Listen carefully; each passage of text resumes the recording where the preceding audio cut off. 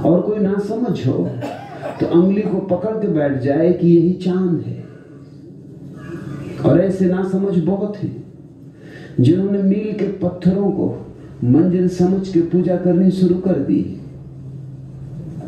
जो सत्यों को तो भूल गए और शब्दों को छाती से लगा के बैठ गए, जिन्होंने बुद्धों का तो विस्मरण कर दिया, लेकिन उनके वचनों को सिर पर सदियों से ढो रहे। उन वचनों का वजन इतना है हिमालय जैसा, भी मुश्किल हो गया है, बोझ के नीचे होते हैं,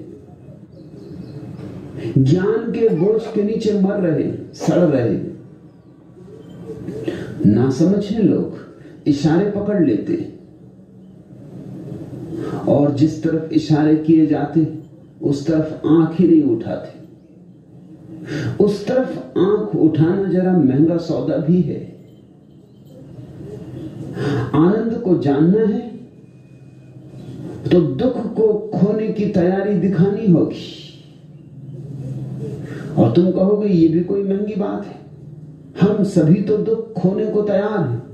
नहीं, जरा भी नहीं, 1000 बार नहीं।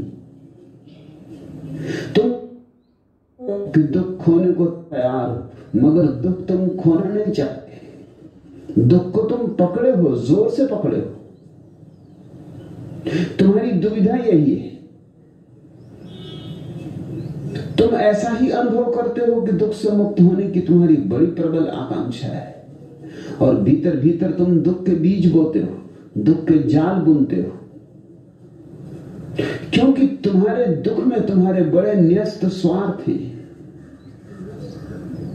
तुम्हारे दुख के बिना तुम्हारा अहंकार कैसे बचेगा?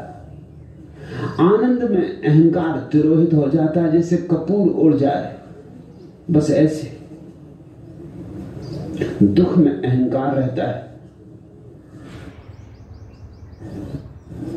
मेरे करीब आओ, मेरे शब्दों को ही मत सुनो, मेरे शून्य को अनुभव करो,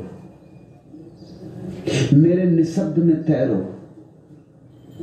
यह जो बुद्ध ऊर्जा क्षेत्र निर्मित हो रहा है, इसमें सब भांति समर्पित हो जाओ, सब भांति बेशर्त। धीरे धीरे बूंद बूंद अमृत टपकेगा, धीरे धीरे बूंद बूंद अमृत कंठ से नीचे उतरेगा।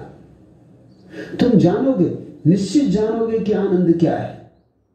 और तुमने पूछा है उत्सव क्या है? जब आनंद उपलब्ध होता है और उसे कहने का कोई उपाय नहीं मिलता, तो उस असहाय अवस्था में उत्सव पैदा होता है।